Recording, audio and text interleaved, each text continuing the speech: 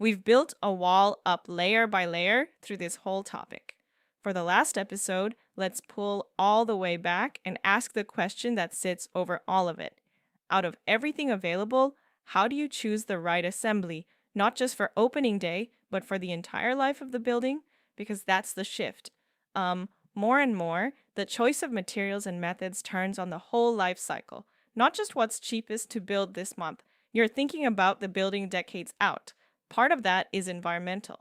Most materials now come with real data on their embodied energy, the energy locked into mining, making, and shipping them, and on the greenhouse gas they carry. Later in this section, we'll look at which materials generally come out well on that and which don't. Well, for now, just know the information is out there for most of what you'd specify. The frame for thinking about it is 3 stages. Before construction, everything it took to produce and deliver the materials. During construction, the building going up, and then the long life of the building afterward, how it performs, and what it costs to run for all those years.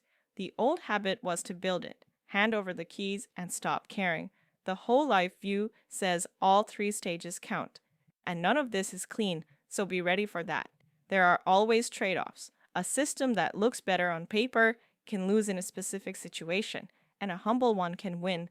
So don't walk in having already decided the project must be wood or must be steel.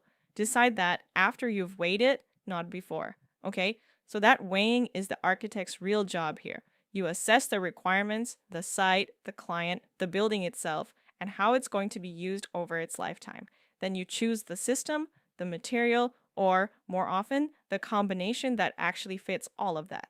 That judgment is the work, right? Nobody hands you the answer. How do you actually compare? You can look at whole systems, like comparing roof systems against each other, or you can zoom into a subsystem, like insulation, and find the best balance of thermal resistance, cost, and environmental impact.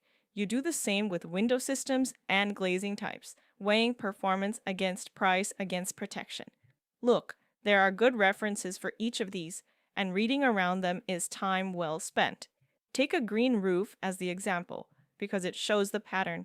If you're deciding whether to use one, you work through the major types of green roof, the benefits of each, the shortcomings, the cost comparison, and the structural demands, because one type asks far more of your structure than another. And then the zoning and code requirements, which can differ for each. Lay all that side by side, and the right choice for this particular building starts to show itself. You know, that's the pattern for any assembly decision you'll make. So let's close the whole topic the way we opened it. An assembly is just layers of material put together to do a job. The layers are the easy part.